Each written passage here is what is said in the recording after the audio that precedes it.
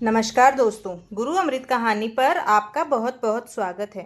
आज मैं बात करूंगी पीपल के वृक्ष में जल चढ़ाया जाता है उसे समय हमें कौन कौन से नियम हैं जिनका हमें ध्यान रखा जाना चाहिए।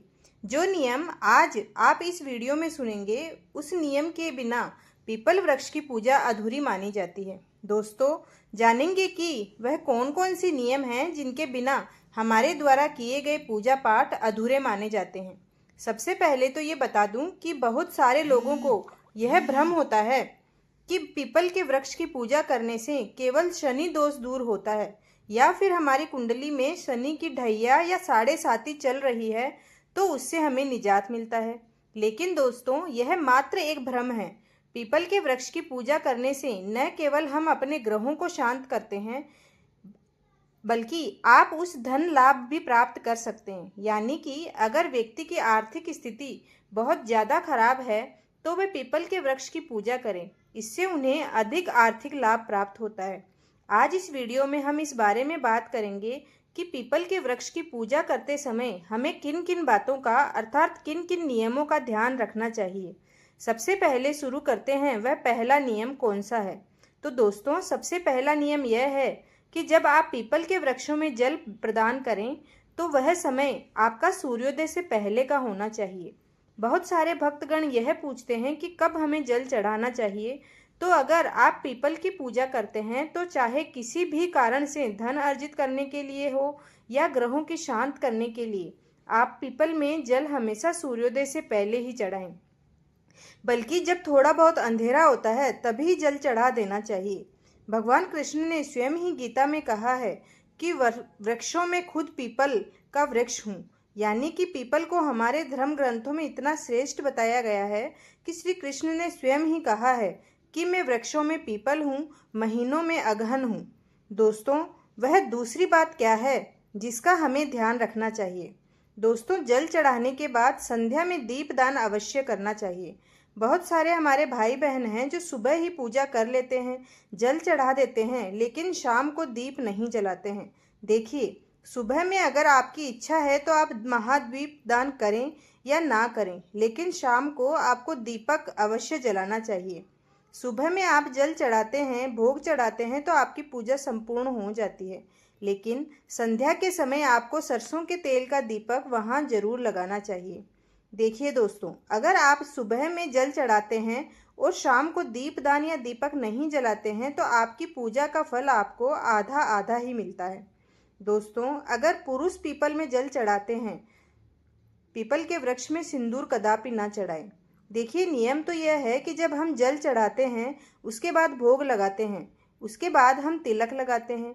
अगर महिला है तो वो पीपल वृक्ष में सिंदूर का तिलक लगा सकती हैं, लेकिन वहीं अगर पुरुष है तो उन्हें सिंदूर का तिलक पीपल के वृक्ष में नहीं लगाना चाहिए। पुरुष रोली चढ़ाएं। रोली चढ़ाना उनके लिए शुभ होता है। देखिए, पीपल वृक्ष में देवताओं के अलावा पितरों का भी वास होता है, तो पीपल के वृक्ष में तिलक लगाने से देवता भी हमसे खुश होते हैं, पितरों का हमें आशीर्वाद मिलता है। पीपल के वृक्ष में भगवान विष्णु और माता लक्ष्मी का वास होता है, तो तिलक लगाने से साक्षात हमें माता लक्ष्मी और नारायण का आशीर्वाद मिलता है। दोस्तों, यह बात मैं बिल्कुल दावे के साथ कहना चाहती हूँ कि जो व्यक्ति बहुत अधिक धन की परेशानी से पीड़ित है वह कुछ भी ना करे, कुछ भी ना करें, केवल शनिवार के दिन पीपल के वृक्ष में एक लोटा जल चढ़ाएं। जल में आपको मीठा डालना है, काले तिल और चावल उसमें डालना है और शाम के समय सरसों के तेल से दीपदान करना है। वह निश्चिंत रूप से देखेंगे कि उनकी आर्थिक स्थिति जो है वह निश्चित रूप से सुधरने लगती है। अगर आप पूजा कर रहे हैं पीपल के वृक्ष की तो परिक्रमा करना बिल्कुल ना भूलें। आप 11 परिक्रमा कर सकते हैं, 7 परिक्रमा कर सकते हैं या 5 परिक्रमा भी कर सकते हैं। विशेष रूप से लोग पीपल के वृक्ष की 7 परिक्रमा करते हैं। दोस्तों, कहीं कहीं पर पीपल का वृक्ष ऐसी जगह होता है कि वहां हम परिक्रमा नहीं कर सकते हैं। यानी कि मंदिर की दीवार के पास में अगर पीपल का वृक्ष है तो वहां परिक्रमा करना संभव नहीं हो पाता है। तो ऐसी स्थिति में आप पीपल के वृक्ष के नीचे ही खड़े खड़े जहाँ पर आप खड़े हैं वहीं उसी स्थान पर आप 7 परिक्रमा कर सकते हैं और जितनी परिक्रमा करें उतनी बार ही पीपल के वृक्ष को छूकर उन्हें प्रणाम करें। और परिक्रमा करते समय ओम समेश निश्चराय नमः बोलना ना भूलें। और अगर आप धन लाभ के लिए परिक्रमा कर रहे हैं तो भगवान विष्णु का नाम लें। भगवान विष्णु का नाम लेकर आप परिक्रमा करें तो आपको धन लाभ अवश्य मिलता है। अगर आप पीपल के वृक्ष की पूजा कर रहे हैं और वहाँ आसपास में कोई मंदिर है तो वहाँ पर भी आप जरूर पूजा करें। बिना पूजा करे आप घर वापस ना आए। इससे हमें पूजा का संपूर्ण फल प्राप्त होता है, क्योंकि अगर आप केवल पीपल के वृक्ष की पूजा करके चले आते हैं तो वहाँ पर उपस्थित देवी देवता का अनादर होता है।